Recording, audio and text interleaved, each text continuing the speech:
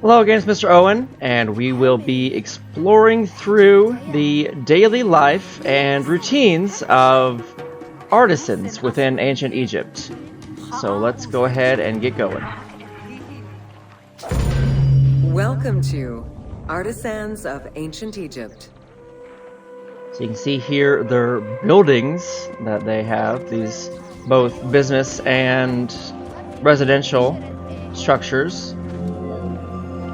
It was under the watchful eye of Ptah of Memphis, the god of craft and architecture, that ancient Egyptians developed the unique rendition of the world they lived in. However, it is vital to understand that their view of art, and those who created it, was likely very dissimilar to the modern concept of the word. Instead of artists, the creative culture had skilled and respected artisans. The most significant categories of specialties for crafters were drawing, painting, sculpture, and metalworking.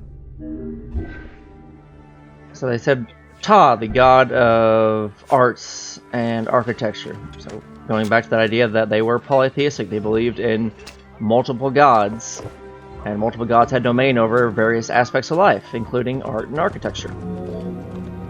Ancient Egyptian craftspeople created both art and a wide variety of mundane, everyday tools. Every item created had a specific purpose and was produced by anonymous artisans who worked alone or with a team. Most crafts, such as pottery and metalworking, were utilized for everyday items. Luxury goods and artwork illustrations served temple rituals and were not meant for public display. Artisans rarely signed their names to the work, though they were clearly aware that they possessed a unique skill and talent for the task. Unlike now, where most artists will sign and signify who created the object, they left theirs anonymous because it was all about function or serving the purpose for the royal elite and the pharaoh, and by extension of the pharaoh, the gods. Art, in all its forms, has offered not only a practical insight into the way ancient Egyptians lived, but in how they viewed the world and their place in it. The balance of order and chaos was crucial in both the physical and the metaphysical universes. As a result, their art appears to follow a strict set of stylistic conventions that supported this worldview. From households and palaces to temples and tombs, pottery, papyrus, and textile items were essential to the everyday life of ancient Egyptians. So even they kind of have their own stylistic form of art, just like there are styles of art throughout history, from like postmodern to classical, Gothic style. They had their own same. In ancient Egyptian culture, drawing was used as illustration, such as seen in the Book of the Dead. It was also the first step in the creation of a relief, painting, or statue. Two-dimensional representations were concerned with order and form, and were intended to honor gods and promote the transition of the soul to the afterlife.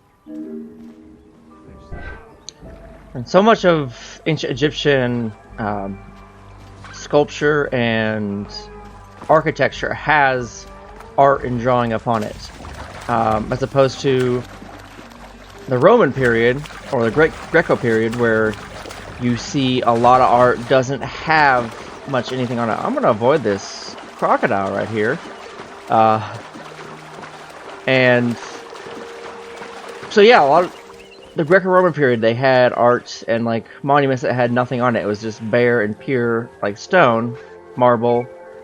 But Egypt, they like to make theirs very colorful and add both depictions with hieroglyphs and just artistic expression and coloring. Yep. I'm glad he didn't bite me. Stylistically, Egyptians were concerned with the depiction of the human form's inner self. As such, artistic representations were not concerned with realism, but rather with idealized youth and perfectly harmonious visuals. So they were not concerned at all with making it look realistic, but making it look the most beautiful. Modern equivalent would be like photoshopping, making sure you airbrush and Photoshop all the photos down to make them look as beautiful as possible. Oh, he's just kind of found his way up into this temple, and the guards seem to be paying him no mind, so I'm just gonna circle around there. An exception to this were scenes depicting hunting and battle, where the environment and enemies moved in lively, even chaotic ways. Animals and foes were depicted piled up, as if describing chaos, with Egyptians standing in solemn, disciplined poses, bringing order to the scene.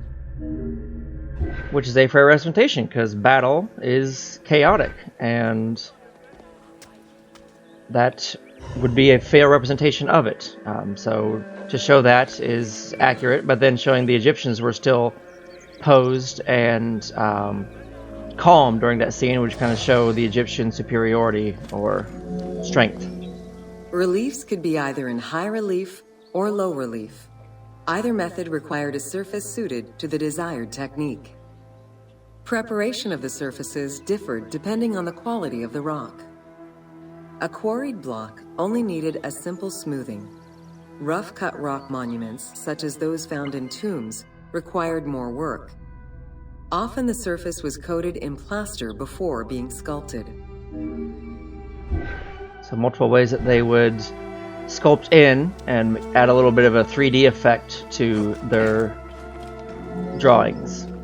For reliefs, preliminary sketches were drawn in red, then framed with a red grid to position the elements of the scenes. Corrected sketches were in black, and once approved, the scene was ready to be carved. This method likely explains the name given to relief makers, the one who draws the outlines. So relief is just a flat drawing that has a little bit of a kind of 3D texture to it. Just so you see these here. It's not just painted on a piece of stone. Like you can see, there is a bit of a third-dimensional effect given to make the characters stand out from the rest of the stone. Statues were believed to be vessels for the souls of the deceased, or deities.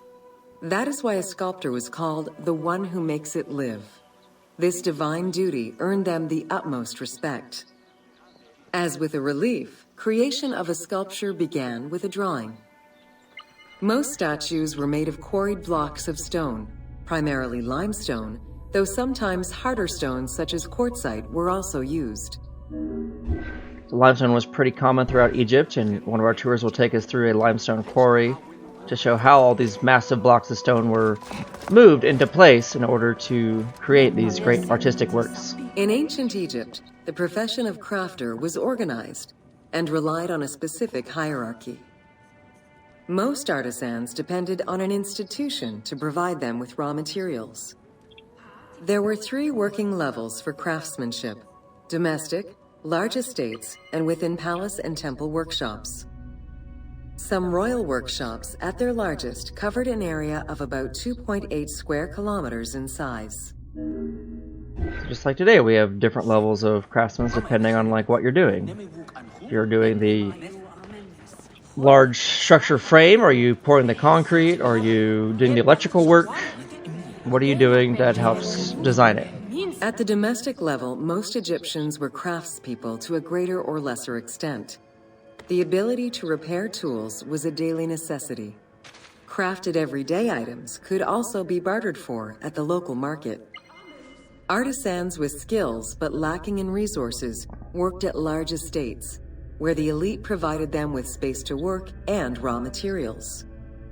The most skilled artisans were employed in royal or temple projects and benefited from a special status. They were provided with good workspaces and considered to be highly skilled. So the best of the best were reserved for the royals and the pharaohs. That makes sense, because in a society where your king, your pharaoh, is a living god, you would want them to have the best of the best when it comes to craftsmen and artisans. An ancient text known as the Satires of Trades has a number of descriptive summaries that offer teasing glimpses into how artisans were perceived. A coppersmith was said to stink and have fingers that resembled crocodile droppings. while potters were said to be like those who lived in bogs.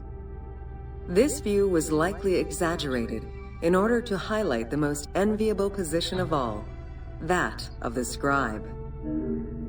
So we talk about, consider the source and who's saying what. This individual that wrote this text is obviously a scribe, and so they compare other artisans like coppersmiths or potters to people that live in swamps or to crocodile droppings, just to show, hey, the scribe is the greatest because we create these great written works. So always consider your source, even in Egyptian times.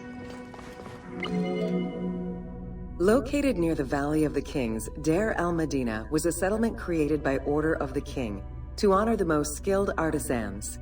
Its name translates as the monastery of the city. Allocated a house on the initiative of the king, these craftsfolk were regarded with respect and referred to as the royal artisans.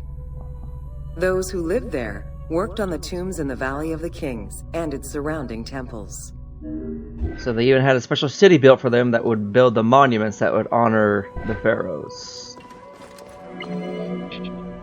Archaeologists believe the site was home to skilled and respected artisans for over 400 years.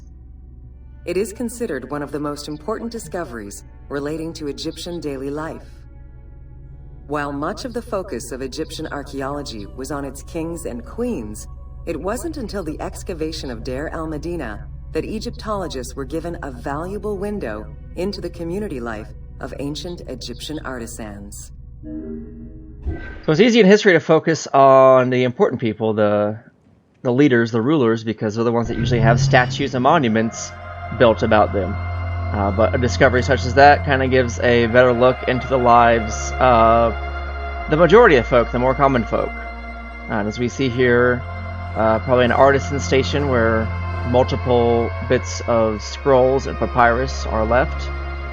But this has been a good look into the lives of ancient Egyptian artisans, as we appreciate some more of the art as we exit. And yep, that crocodile's still there.